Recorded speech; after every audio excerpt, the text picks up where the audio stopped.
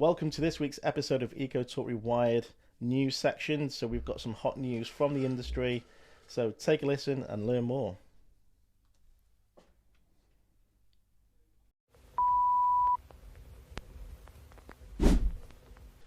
Welcome, Neil. Another episode. Morning, Gareth. Indeed. So we've got some really good stories this week to chat about again. Yeah, Biff. So the first one out of our 5 stories today is the UK government announces funding for nationwide solar projects. This is good news. It is. I think it's about time. It's long overdue. Things are getting embraced, aren't they? We're moving forward. There's some good stuff in here, actually. There's 16 million worth of funding for 12 projects, subsidising domestic and corporate solar panel installation. It's part of the 1 billion net zero fund. Yeah. It's kind of like some trial projects here. Some of it's to do with actual roof infrastructure being manufactured with solar panels and stuff. There's some trial projects going on by the sounds of things. Just to kind of take some of the barriers out of deployment of solar. I mean, we all know that, we've got all this lovely roof space around the UK. It's completely underutilised from a solar standpoint. Yeah, isn't it? I know. It's it's something we've been banging the drum for years, isn't it? Yeah. There's some good stuff here. I mean, you've got you've got these green mortgages and stuff whereby use of sort of standing equity in a property to create a green loan for installation of technology. I'm assuming that's efficient cost-wise, and it's just to help take that sort of initial capex out of the equation. Where whichever it's always been a barrier, isn't it? It has, yeah. It's People haven't got 5, 10, 15, 20,000 quid to solve the problem, and just by sort of removing that issue, it gets the solar on the roof. It's important. Well, it is. There's an awful lot of people who they've got equity in their house, whether they, if they're in a mortgage situation, they've got some equity. Yeah. So use that equity to lower your bills. You might not be able to necessarily access it normally, but if you can, because renewables is a tangible thing and it's supported through a government scheme, then great. And ultimately, in the long term, everybody's a winner. Absolutely, yeah. Yeah. Another one is like an arrangement, isn't it, whereby almost the solar becomes a service on the property. Yeah, that's an interesting one. I read sort of that. subscribing to the service of the solar rather than sort of paying high energy bills. That sounds like innovation. I think my concern is, you've got it's not quite a rent a roof scheme, but you're falling into the fact that someone else is fitting it and you're paying. So what the legality is. But I'm sure we'll see how that one comes out. But it's very positive that the government are actually they're putting money into trialing things in these pilot projects to see whether there's any legs in them. Yeah, well, exactly. There's only one way to find out. Yeah, absolutely. It'd be interesting to see what gathers momentum, to be fair. I mean, I think different folks, different strokes, isn't it? I mean, some people are going to go for, if there's multiple ways of accessing this stuff, it just increases the level of deployment, which is vital. The end game is we've got to get the deployment up. We've got to get the solar assets on the roofs. We've got to get the energy generation coming from the solar so that we're not, relying on all these, fossil fuels. Obviously, you're sales director in the company. The barrier to sales is finance, isn't it? Yeah. Generally. In an awful lot of cases.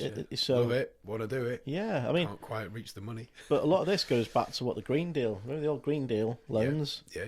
This is what if they'd nailed the Green Deal loan, and actually got it right, it'd be really interesting to see how far along we'd be, wouldn't it? We'd have a whole load of years of rollout. Yeah, we would, wouldn't we? Now. Yeah. Because that was nearly 10 years ago, wasn't it? Wasn't far off. Best part of a decade. Yeah.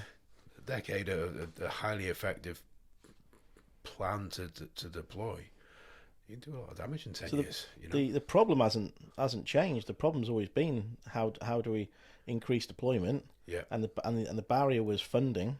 Yeah. But yeah, it's good to see. It's good to see this stuff. I think the Green Deal was deep, wasn't it? They spent billions on the Green Deal loan scheme, didn't they? Yeah. They spent billions on Green Deal. Yeah. Even now they still, you still see some people using the logo Green Deal approved, and it's the whole PAS 2030 was all linked to Green Deal, wasn't it? It's a shame it didn't work in some respects, because it was the thought was there, the right intentions were there, wasn't it? Yeah, it just didn't quite map out. Could have done with a tweak, maybe. Yeah. Just tweak it, carry on rolling, just tweak it. instead of having a sort of flat spot that we've had over the last sort of 2016, 17, 18, 19. Yeah. And obviously sort of, the pandemic had an effect as well, but, that's outside of control. But, we've had a long time in this industry, haven't we, where we could have done a lot more damage than we have as Absolutely, a country. we could have. Yeah. It's really good to see that there is actually some innovation happening with sort of and trying to get over these kind of financial barriers. There looks like there's some interesting ways of going about this. There are some trial things happening, and it just needs to happen. If you can build a roof out of solar panels, why wouldn't you build a roof out of solar panels? Exactly. Brilliant. Exactly. It's probably lasts longer than your average roof these days. I mean, the solar panels lifespans 40 odd years or something. Exactly. Warrantyable for 40 odd years. I think we were talking to Sharp. They just give it a 25-year warranty because that's the standard. Exactly. So they're good for a long time. So as long as they're fitted right. Exactly. So the next story we're talking about today is the brand new grant, round 2. Well, so brand new. It's a round 2 farm productivity improvement grant. So this is quite interesting. It's England only, isn't it? It's England only to stress, isn't it? At the moment. At the moment, yeah. This is an England only grant. I mean that could do with getting modified, but we will see how that pans out. Hopefully Wales follows suit. Like you say, it's round 2, and it's for robotic and automated machinery and the use of solar equipment specifically to improve efficiencies and sustainability within farm buildings. Yes. The grant amount is £15,000 minimum on solar, up to £100,000 maximum, to contribute towards 25% of a project. Yes. So 25% of a project, you're probably looking at something like 60, 70 kilowatts of solar to be getting that £15,000 mark, £60,000 worth of kit, I suppose, broadly. That's a big contributor. It is. But then it takes this access now. So that's actually quite a big chunk. That's probably going to take, a year of the return of investment out. So straight away, winner. Now you've got your tax efficiencies. Of course. There's probably another best part of a year to come out of your return of investment. It starts to become a very attractive model. When you return investment on solar at that kind of level and that sort of scale of economy, you're in 4.5, maybe 5, maybe 5.5 years in the outset, depending on the type of solution you're doing. It's pretty quick anyway these days because of the cost of power, etc. So when you're taking a grant piece, there's a chunk of it. You've got the tax efficiency, there's another chunk of it. You can also then leverage other finance models and things to, number one, finance cost offset by the savings that you create, or more than offset by the savings that you create, so you're in a cash positive situation from kind of day one, so you're winning straight away, even though you're not really using your leverage or your money to sort of deploy the solution. So now it's not really any kind of great sort of upfront cost. You may have a debt on the balance sheet, but that'll be gone pretty quickly with a sort of 3-4 year loan. Savings recognised immediately, running at a more sustainable manner. But then we also have other means, don't we? One thing that has come back into the industry, which is kind of pivotal. This was around for a long time, back in sort of 2011, 2012, 13, 14, even sort of stretching into 15, was that power purchase model. Yes, it is. And that's where kind of like you've got hedge fund level money, central square mile money. Hedge funds looking for a solid return of investment. They're always looking for solid return of investment. All they're interested in is their IRR. And a hedge fund will basically install equipment at no capex cost to a business and return their income through the sale of the power of the solar technology on the roof. So you might be paying, 26, 27, 28p to the national grid as a general rule of thumb for your energy. You might be purchasing the power from the solar for maybe 16, 17, 18p, whatever. So you see an immediate saving. Yeah. You've got no upfront capex cost to the business. Great. So that solves the financial barrier. You've got no debt on the balance sheet because it's an off-balance sheet funded project, so it doesn't affect your ability to go and procure more capital or leverage from your banks and things. It's quite a clean model. Number one, you're going to tick all your sustainability boxes. You're going to improve your sustainability efficiency measures. You're going to reduce your carbon footprint. You haven't got to stick your hand in your pocket in the first place. You can save yourself a ton of money, and it's off balance sheet as well. So it kind of ticks an awful lot of boxes. It does, doesn't it? Yeah, there's more than one way to sort of go about this, but it's just all of these measures seem to be coming back into place. So the grants are there. All these nice models that have been around in the past, they kind of hit a bit of a flat spot because the level of investment wasn't quite right. but we're back in sort of full flow, and it's becoming very apparent. There's a lot of key drivers here. There is, and we're perfectly placed to help those people as well. We've now got access to the PPA funding. Obviously, we can assist farmers with this type of grant funding, and there are other sustainability and innovation grants popping up as well, especially in Wales. Conway's had one recently. And those pots keep coming up. They were kind of like few and far between for a while, and they just seem to keep popping up. There seems to be grant money around. So this grant fund is England only, but there are grants available. There is, and training grants as well for businesses as well. In looking at the green, the green side as well. I think a lot of it comes through something called the Shared Prosperity Fund. Which is part of the Levelling Up Fund, which I know some of our clients have had Levelling Up Fund, haven't they? Yeah, they have. Which is great. So, if anyone's interested in this specific farming grant, they can, if you just Google solar grant for farming, you can find more information, or obviously pick up the phone to us. Of course, more than happy to help anyone. But 100%. But it's a very interesting, and it's I think what is good. It's actually good to see some support for farmers.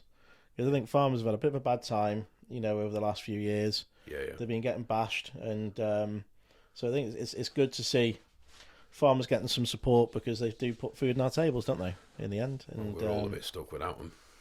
We would be, There's another story there about how we think the world's food demand is going to change over the next few years, and genetically modified foods, and and if we got rid of farmers, what would we end up with? Scientifically manufactured meat. Yeah, exactly. I mean, there is another story there, isn't it? It's definitely not for me, that stuff. I've tried it. No. Linda McCartney. It's got a lot to answer for, that lady. So the next story on today's news section is, we've touched on this a little bit with UK, but this one is renewable power set to surpass coal globally by 2025. That's monumental. It is, absolutely, isn't it? It's in a couple of years. It's next year. Yeah, it is. So, it's not. We're around the corner, aren't we? I mean, I mean, we saw this. What we were reporting on last week was the sort of, the sort of huge advances in the sort of proportion of power supplied to the UK through renewable means. But obviously, this is obviously a global effort. The COP28 over in Dubai, obviously the plan to map out, to sort of reduce dependence on fossil fuels, and this is saying that by 25% of all the world's power will be by renewable means by 2025, which is like you say, next year. Yeah, staggering. And there's been a huge surge in nuclear as well, so that's another 25%, which is all kind of categorized as a green energy, renewable. It's kind of that's an argument. It's another argument. It's not one for us. Not one for us. But that's 50% of the world's power supplied by renewable means. We're moving in the right direction. Yeah, I think it'd be very interesting when you obviously we've only got the basic information in the story. Yeah, is how much is of that this story has actually been led by China. Yes. Because China have got more, I'm sure more coal-fired power stations anywhere in the world. Yeah, and 80% of the manufacturing chain. But to be fair to China, they've installed more solar. We had the statistics, was it last week? Yeah. They've installed crazy numbers of solar, haven't they? Yeah. More than the entire world or something stupid have put together, in 1 year. Yeah. There was some crazy statistic, wasn't there? Yeah, I can't remember the specific number, but it was a crazy number. So, yeah, it's interesting to see how much China plays in that mix of global energy. Are they turning the coal power plants off, or is this simply the fact that they're installing so much renewables to offset something else somewhere else? Yeah, quite possibly. You never know. There's all sorts of things said in the media to kind of influence the way things exactly. appear. It's a couple of key bits of information here that came out of this from me. I mean, there's obviously a South American site that's going to be the largest sort of renewable asset in South America. It's good to see this stuff going down on the ground, and we were just talking, weren't we, about there was some facts floating around a little while back, and it was an area of the Sahara Desert. It was, yeah. There was a little square on the map, and that square, if installed solar in that square, bear in mind it's the Sahara Desert, it's sand. Yeah, exactly. Not a lot else going on there. Yeah. They would generate enough energy for the entire planet obviously the planet's energy demand is evolving and moving forward, and the energy demand is increasing and so on and so on. But also, we receive enough energy, and I just need to maybe double check my facts, but it's something along the lines of we receive enough energy from the sun every single hour of every single day that hits our planet, and every hour it's enough energy to power the planet's energy needs for an entire year. Wow. So we just need to harness that. That's what we do. Yeah, and we've got the answer. Yeah, we have. It's there, and it's good to see it happen, and it's good to see us making these huge leaps and bounds, because once we've actually got this solar deployed on the ground and these renewable energy assets, we actually solve our problem, don't we? You know, there's obviously other worldwide problems afoot here, but one of the biggest contributors to, you know, the sort of carbon dioxide in the atmosphere is the energy sector. Yeah. So if we take that out of the equation, okay, there's other contributing factors like the manufacturing processes and stuff, but ultimately we're not spewing all of this sort of toxic stuff into the atmosphere. Another point that came out of this article was the world's data centers. Okay. And between up to by 2026, they're in a bit of a surge of growth. Obviously, the data centers are becoming quite a big thing because of social media and sort of Google and the whole internet content. Podcasts, everybody doing podcasting, and just that whole information that's kind of needs to be held. Obviously, the data centers are they're quite power heavy. Everything needs to be killed, so they demand a lot of power, and obviously there's more and more and more of them. By 2026. The world's data center power demand will be the size of Japan's grid demand for the whole country. That's just crazy. for the world's data centers. It's enough to power a country. So, crazy there's it's just interesting to read that kind of stuff. You're like, wow, that's a lot of power, man. That's, multi-gigawatts of power. I'm not entirely sure what the demand of it is going to be pretty high. That's a lot of power, isn't it? Yeah, it is. It's a lot of power. That's a lot of heat as well, though. It is a lot of heat and a lot of cooling. Yeah, it is. Yeah, it is. Surely we can recapture that heat and deploy someone else. I'm sure there was a story I'm sure we touched on a story where there was a company looking at recycling the heat from server rooms, etc., and using it to heat the building, and things like that. Well, it's heat recovery systems, isn't it? It's basically heat recovery, isn't it? Yeah. It's not new, is it? No, it's not. Instead of spewing cooled air into the heat center, you're sucking the heat out and distributing it around the building. A more efficient way of not using power. Exactly. You reutilising the power energy only transitions, doesn't it? Well, you can see how much heat comes off the back of your laptop sometimes. And even your phone. My phone gets red hot sometimes. Yeah, mine does. Yeah, it's true. So the next story is again, arguably it's renewables. They sort of class it as green energy. So UK to invest 300 million in fuel to power the next generation of nuclear reactors. Yeah. And this is all come down to, obviously, at the moment. So the Russians have got a unique type of fueling, and the British, obviously, we can't have access to that, but the UK want a piece of that. Yeah, and they're investing £300 million in the sort of manufacturing of that high assay, low enriched uranium. Yeah, and that fuel is currently only available in Russia. We need to be taking some control back from Mr. Absolutely. Putin. He does have an awful level of control over the sort of European sort of power supply at the minute. It kind of ties into the next story we're talking about as well. That whole trying to create independence from or remove the dependence on Russia.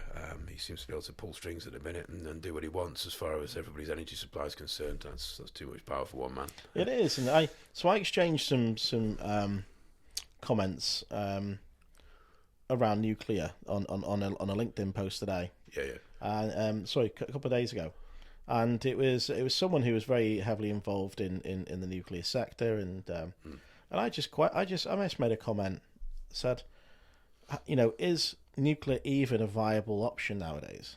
Yeah. Because he put on his post how long it takes for a nuclear power plant to be built. 15 years. Yep.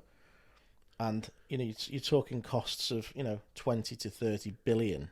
Yeah. You're talking serious numbers here. And I said, is it actually even viable anymore? The cost it takes, the cost and time to deploy it, and the fact the government has to basically have an open checkbook. Yeah. Because it never goes quite to plan these major projects like this. Who the hell is going to want to fund these things? And I think that's the problem. You got Wilver Newydd or Wilver 2, whatever. Batting about for yeah, because I think the problem is nobody wants to fund it. Yeah. Obviously, there was a Chinese conglomerate, and I think obviously they kicked them down the road because they didn't want I don't think they want the Chinese investing. Yeah, they were on the island. Yeah, the Chinese were. It was very close to coming off that, and I think the UK government pulled the plug on it because I think they realised we don't want the Chinese having the hands on a nuclear power plant in the UK. It's a nuclear asset. It's a nuclear asset in on the shores of the UK, which they've got control over. So I don't know who is going to step up to fund these types of projects. Yeah. Which goes back to my question to him is it actually a viable technology anymore? You're kind of looking at that kind of level of cost to deploy versus the actual power outage of the plant as well. I mean, you're only ever talking like a gigawatt, 2 gigawatts. Yeah. It doesn't cost 20 billion to put 2 gigawatts of solar on the ground or 2 gigawatts of it might do with wind out offshore and stuff, but it seems a very high price, doesn't it, for this? It's an awful lot of money, but it's not that. It's also you've got the cost to build, then it's the lifetime cost of ownership. And all the cleanup costs after the shutdown measures. You're talking trillions. You're talking silly money, and I personally, think, is it actually a viable technology anymore? Unless you've got a state-owned, nuclear facility where the government puts up all the cash and fund it because they believe in it so much, they pay for it all, rather than bringing in, EDF or bringing in some other sort of foreign, body entity to we either do it ourselves or we don't. We used to have British nuclear fuels, didn't we? I'm sure that was it was when we started our journey into nuclear in the UK, it was under a complete I think everything gets privatised. So it does. I just don't know if nuclear is actually the future of our needs.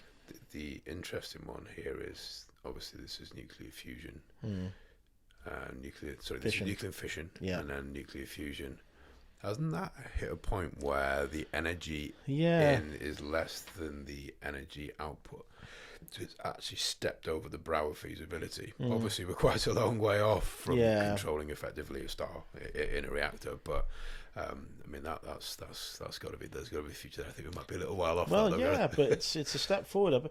I think I personally think the only future for nuclear in this country is these small reactors, which I think were taken from there were submarine reactors. Yes. They were looking at putting one in Charles Funnyth instead of decommissioning. Because obviously all the electrical infrastructure is already there. Don't get me wrong, we might need to upgrade a few things, but all the power networks in. But I think that's got legs. Yes. Because the cost to deploy that is a lot cheaper because it's effectively going to come in pieces on the back of a lorry.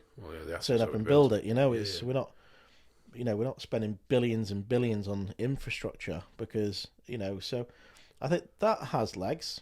But I think building, I'm not sure we'll ever see, after Hinkley now, are we ever going to see another nuclear power plant in the UK being built?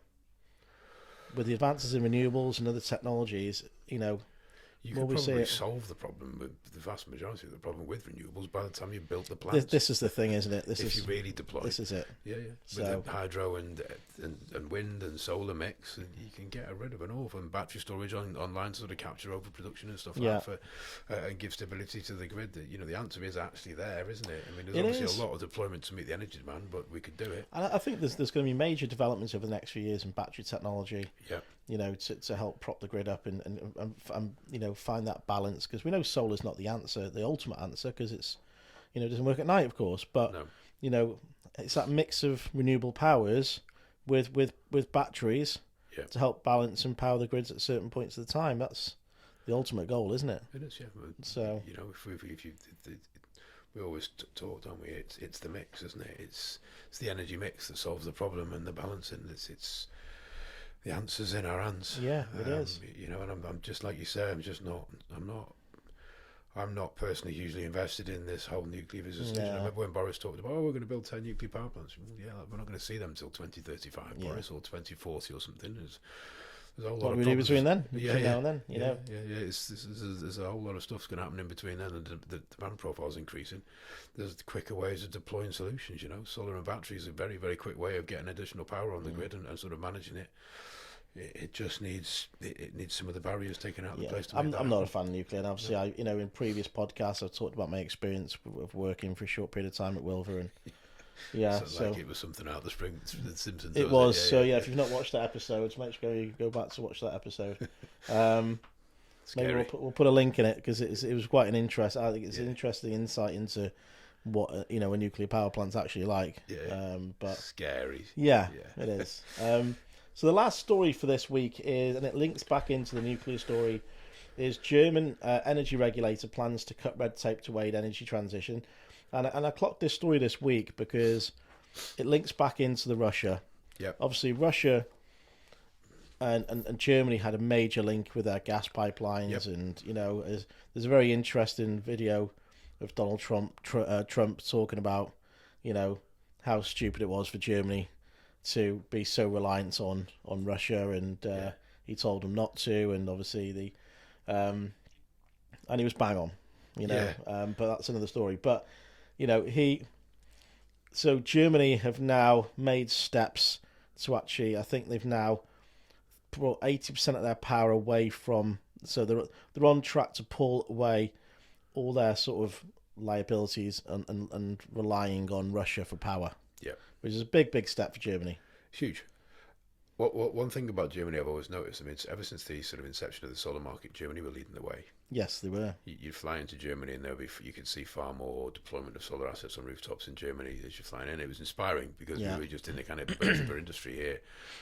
It was during, I remember, early feed-in tariff days, and as much as we were hitting the ground, the Germans were way ahead of us, just way ahead of us. And for them for someone who's that forward thinking and all that German ingenuity and all that sort of stuff, to be so reliant on that sort of Russian pipeline, and he literally come off, didn't he? At one point, didn't they have a major problem? I think it was a couple of years ago in winter. There was some gas pipeline type stuff going on, and Germany was feeling the pain. And they're talking about changing some of these gas networks within their country to, some of it will be adopted and hybridized to transport hydrogen gas, clean hydrogen gas. Some of the gas networks would be taken offline and stuff. And this is just all about Germany sort of regaining control, which ultimately I think all nations in the world. All nations need to think about it. It's we live in a very volatile world at the moment, don't we? Yeah, we do. And I think. And that comes back to us, I think, as homeowners and business owners. Yeah. It's looking at energy independence and how we can be secure. How can you take control? Yeah. Take back control. The answer's there. You can do it. There's all sorts of ways to make it happen, as we talked about some of the ways of funding it before. Yeah, like Tesla batteries, we sell with the backup gateways. Yeah. Solar Edge got the battery backups. Obviously, most of the major manufacturers now have got some sort of backup, but you've got that control, and I think sometimes now it's not just about saving energy. It's actually, I'm taking back control. I'm now in control of my energy. Yeah. If you turn the power off, I still got power. I'm all right. The street may be black, but my lights are still on. Yeah, exactly. Yeah. It's important though, isn't it? I mean, can you imagine that little sort of self-satisfied feeling? The power, the grid goes down, but actually you've already taken control. You've already taken the measures, and the means are there to make it happen. But your lights stay on. Well, I was talking to somebody the other day, and there was a story that I picked up on social media a couple of weeks ago, and it was a business that was a medical company. Yeah. And they weren't a big company, but they had a load of scientific testing they were doing, and they had a lot of refrigeration equipment, that sort of thing. Yeah. They've just invested in a load of Teslas with backup gateways. Okay. Because they cannot have power interruption. Yeah. Otherwise, they lose everything that's in the refrigeration. Everything has to be certainly cooled. Yeah. So we're starting to see businesses making these steps. Yes, they could have put a diesel generator in. Yeah. But dirty. Yeah, it's dirty. It's not the right thing. But instead they've got solar, and they're looking at Tesla batteries with backup gateways to power the property in the, and they've got quite a number of batteries because they want to make sure, obviously, until somebody comes in or a couple of days worth of power, the infrastructure's back on to make sure that their research laboratory stuff in the fridge is doesn't perish. Exactly. Reset the work. Yeah, it's. I think it's it's pivotal. We're working on a project for someone at the minute where it's an off-grid solution. We're working to deploy rollout phases of a project to reduce the dependence on the whole diesel generator set, and it's going really well. And just step by step, and we'll work through it. Yeah. It'll be a portion of the power, and then it's more than a portion of power. And we may get to a point where it's nearly all the power. Yeah. The capabilities there to sort of move away from this stuff, and that's a high-profile client, and we're excited about that project. I'm sure we'll announce some of those stories as they come to fruition. Just the ability to sort of put these measures in place is vital, because ultimately grid stability, we rely on it, we depend on it, we take it for granted, but actually the stability of our grid is forecast to become not quite so stable. No, it's not. And instability issues, which means brownouts or power cuts and all this sort of stuff. And what we once take for granted, I suspect the future doesn't quite look that steady, and there will be some issues. And if you haven't taken those measures, then that could cause some issues. So if you are in those vulnerable type positions, I don't think you can just wholeheartedly rely on the grid for the next day. I don't know what this timescale looks like, but we've heard it in the news and the media and sort of filtering around in the industry for a few years now about grid stability and stuff. Our national grid it nears its absolute max capacity. The state of the actual infrastructure is substandard in a lot of places. It's the country is fully aware of this. The national grid is fully aware of this. The government's fully aware of this. They're deploying capital now to sort of bring things up to speed and up to spec. But we're a long way off, and there's a lot of this. Our grid's quite old. It's very old. It's quite old. So it's stuff unfortunately fails. So. I think it's become evident. So, as we know, BS7671 is now a big portion of that in the electrical regulations around surge protection. Yeah. The reason why they've brought it in is because the power network's unstable. Yes. And can cause surges. Yes. And they're now recommending, looking at putting surge protection on your home. Yes. So it doesn't blow your TV, blow your computers. It's something we're very conscious of within the solar sector. Yeah. It's good practice to fit surge protection on anything. Yep. Anything electrical. 100%. On these circuits because the energy company, the district network operators, who own all the cables, they can't guarantee it ain't going to happen. Exactly. Because the grid's so unstable. And predicting it to get worse. So this isn't just some whimsical scenario. It's actually an issue that's very, very relevant. Regulations have been brought in to try and appease and sort of solve the issue. From a client side standpoint, that doesn't rectify the problem that we face on the grid. The technology and the means are there to do it. We can help anybody that needs helping. We can advise anybody that needs advising. It's not a problem, and we're here to do that. But I think a level of awareness needs raising as to some of these issues. It does. But the solution is in our hands. The solution's there, So I think that concludes this week's news, and I'll catch you next week for the next episode. Catch you next week. See you next week. See you next week.